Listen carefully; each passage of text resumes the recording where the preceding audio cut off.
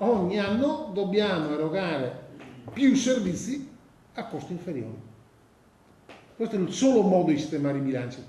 Riequilibrio dei costi per raggiungere l'obiettivo dichiarato del risparmio nel prossimo triennio stimato in 5 milioni di euro. La Direzione Generale dell'ULSS 1 di Belluno presenta i risultati economici raggiunti nel 2013, ma guarda da subito al percorso futuro nel segno di quella razionalizzazione che può realizzare risparmi strutturali.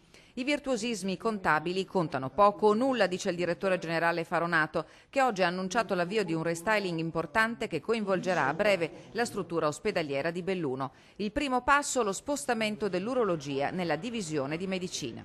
I benefici si potranno osservare e misurare negli anni a venire. Intanto si analizzano i dati contenuti nel bilancio 2013 che chiude con il segno meno davanti alla cifra di circa 9 milioni e 200 mila euro. Quest'anno, attraverso un grosso lavoro da parte di tutte le strutture, siamo riusciti a contenere i costi di produzione di 700 mila euro rispetto all'anno precedente, quindi abbiamo erogato la stessa assistenza sanitaria e qualche volta anche qualcosa di più.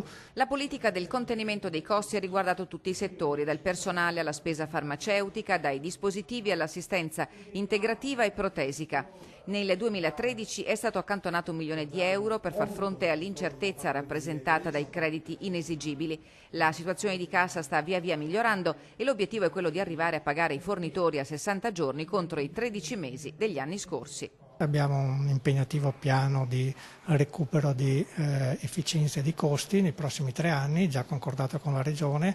Abbiamo già individuato tutta una serie di attività che vogliamo portare avanti per contenere i costi di produzione e lo sforzo sarà forse ancora maggiore.